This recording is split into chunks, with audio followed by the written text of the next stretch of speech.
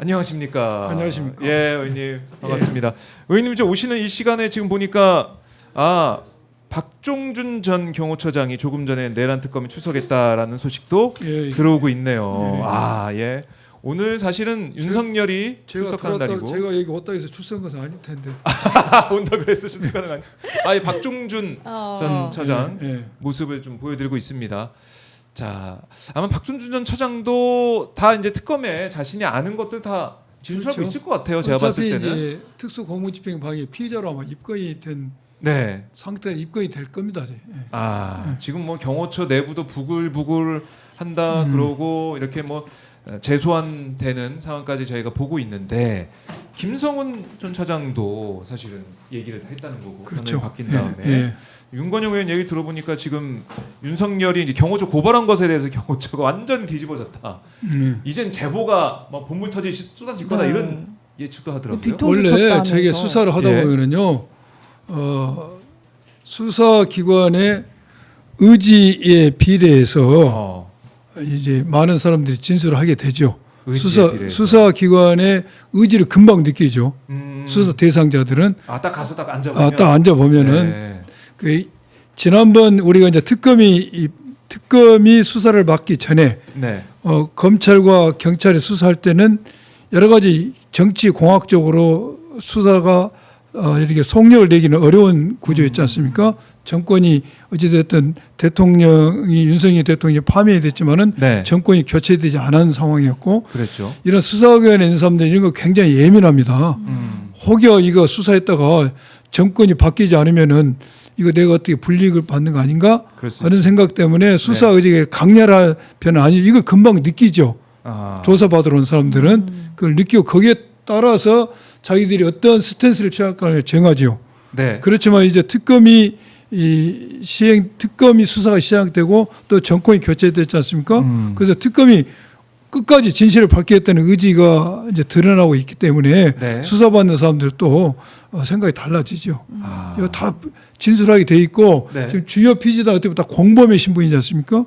그런 범죄자들은 네. 모든 걸 내가 다 짐을 짊어질 필요가 없지 않습니까? 그렇죠. 누군가가 내가 주도적으로 한 게 아니라 나보다 위에 있는 내 의사를 지배하고 통제할 수 있는 자의 결정에 의해서 나는 어쩔 수 없이 도구처럼 움직였다는 그런 구도가 되어야만이 처벌 수위에 있어서 많은 혜택을 받을 거 아닙니까? 그렇기 때문에 다 이야기합니다. 믿을 사람 아무도 없어요.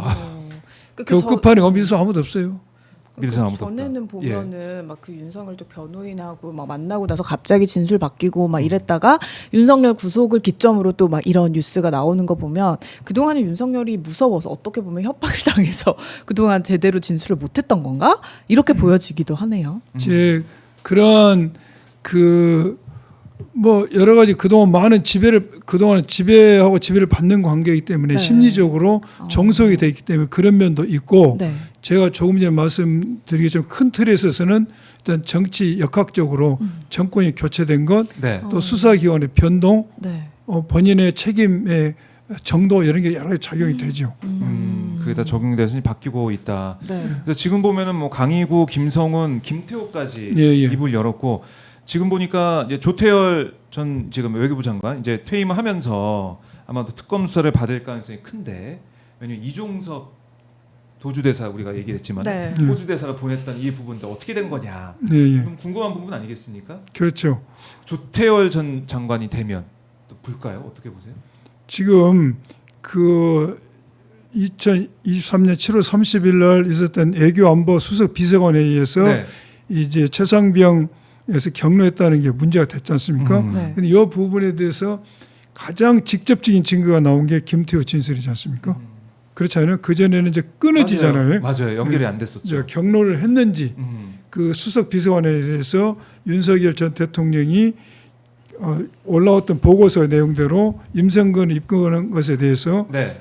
부정적인 시각을 가지고 경로를 했는지 그러면 그 경로가 어떻게 전달됐는지 네. 근데 지금 전달된 부분은 박정훈 대령은 전달 받았다는 거 아닙니까? 김기환으로부터. 예. 근데 김기환은 부인하다가 김기환 녹취록이 나오면서 김기환도 거의 지금 쉬는 상태고 네. 예. 그런데 경로가 있었냐 부분이 이제 입증이 된 겁니다. 그래서 이 부분은 정리가 된 것 같고 그 당시 외교안보실장을 했던 조태열. 네. 이름 비슷비슷해요. 예. 조태열. 네. 조태열도 조태열. 당연히 진술을 하지 않을 수가 없죠.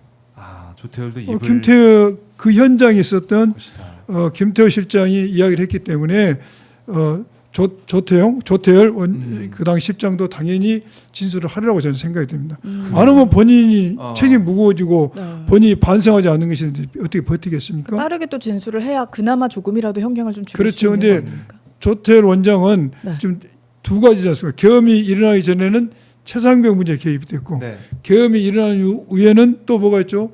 홍장원 아, 사표 수리 직권남용했다는 그 네. 부분이 관련되죠. 조태열.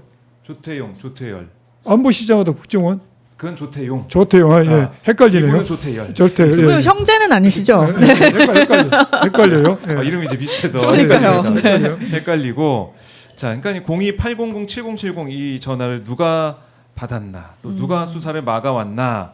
사실 군 명령 체계에서 국방부 장관이 이미 사인한 걸 뒤집으려면 상식적으로 보면 그보다 높은 사람이 지시라고.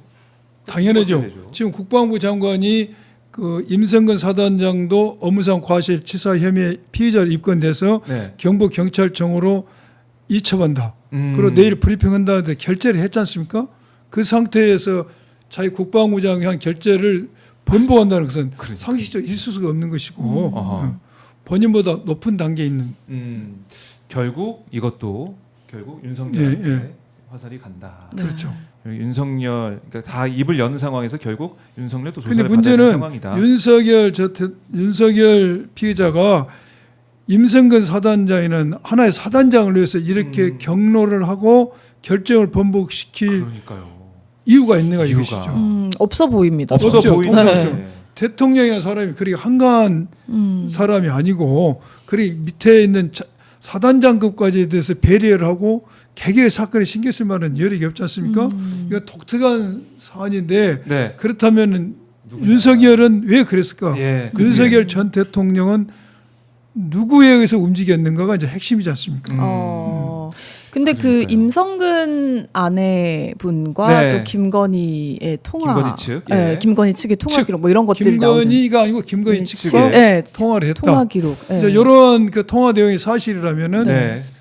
이제 우리가 합리적 추론을 한 것이죠. 네. 김건희 씨가 남편인 윤석열 피의자에게 부탁했지 않았냐.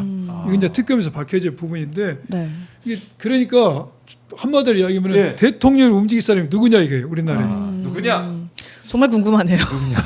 근데 결국 우리 국민들께서 여러 가지 의혹들이 풀려나가는 모습을 보면은 결국 뒤에 김건희가 있는 게 아니냐. 예, 예. V 제로라고 불렸던 그 사람이 있는 게 아니냐. 이런 얘기가 나올 수밖에 없고 그런 면에서 특검도 주시를 하고 있겠네요. 그렇죠. 그런 예, 예. 대통령 움직일 수 있는 사람이 과연 누구냐.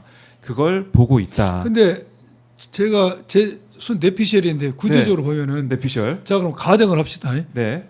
그 어찌 됐든 임성근 부인이 뭐 임성근 김건희 측 측근에서 전화를 했다. 네. 가정 또 뭐 아하. 이종호가 또 김건희 씨한테 부탁했다. 네. 그러면은 김건희 씨가 처벌을 받으려면은 또 무슨 그 윤석열 처벌을 받은 윤석열 피의자가 내 부인인 김건희로부터 내가 부탁을 받았다는 이야기를 해야 될 거 아닙니까? 그렇죠. 그거 가능하겠어요? 그러면은 또 김건희 씨 입장에서는 내가 이런 부탁을 받고 윤석열 전 대통령에게 임성근 좀 얘기했다. 받으러 이야기했다. 요 말 하겠습니까? 얘기할 리도 부부가? 그렇네요. 그래서 저는 이게 예. 예를 들어서 이제 지난번 김영성 공천 개입처럼 공천 개입 좀 육성 녹취 파일이 나온다 이게. 예를 들면 김건희 씨가 그 임성근 부탁원 측에다가 내가 대통령에 부탁했어. 네. 걱정하지 마. 이런 녹취가 없는 것 같아요 아직까지. 아직 보이지 않습니다. 나왔다. 예. 녹취가 나왔다 치더라도 그러면은 김건희 씨가 이게 그냥 내가 그냥 했던 소리야 하면 어떻게 되겠어요? 그래서 이 구조가 제가 볼 때는 이 최상봉 특검에서 김건희 씨가 될지 누가 될지 모르면 윤석열 전 대통령을 움직였던 그 사람이 나오기가 그렇게 쉬운 수사는 아니어 보여요. 어려운 수사다. 지금 우리는 김건희 씨를 많은 국민들이 의심을 하고 있지 않습니까? 네. 그렇습니다. 그럼 김건희 씨가 윤석열 대통령이 임성을 부탁했다 칩시다. 가정 그게 서로 부부간의 이야기를 하겠냐 이것입니다. 그래서 이 수사는 현재 윤석열 피의자까지는 이제 특정이 되는 거의 특정이 됐지 않습니까? 경로설이 네. 확인되니까. 했는데 그러면은 윤석열 피의자를 상대로 왜 그랬는 것인지 누구가 부탁을 받은지 이 부분은 수사를 굉장히 치밀하게 해야 될 것 같다는 생각이 들어요.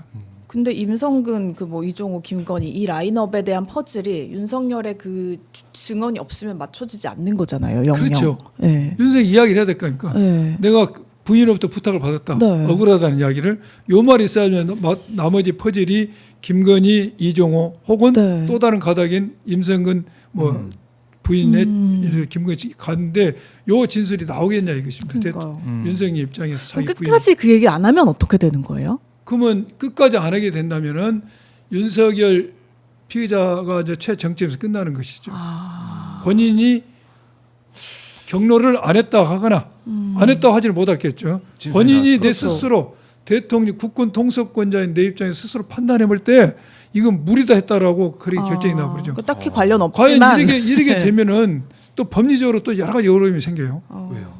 어떤 게 있어요? 직권남용에 대해서도 더 깊게 들어가야 될 필요가 있죠. 본인이 순수하게 대통령 국군 통수권자 입장에서 아 이거 무리네 이런 판단에 따라 나버리면은 네. 좀 어려운 점이 있을 겁니다. 깊게 법리도 검토하고 깊게 수사를 필요가 있다. 네. 이 제 생각이니까 틀릴 수도 있는데 대충 맞을 겁니다. 아 예. 열심히 수사를 해보셨으니까 네. 촉으로 말씀해 주셨는데 이 내밀하게 더 깊숙하게 들어가야 되는 수사다 이런 생각이 들고 그렇죠. 이 경로했다는 것에서 만족하면 안 된다. 만족하면 안 이거죠. 된다.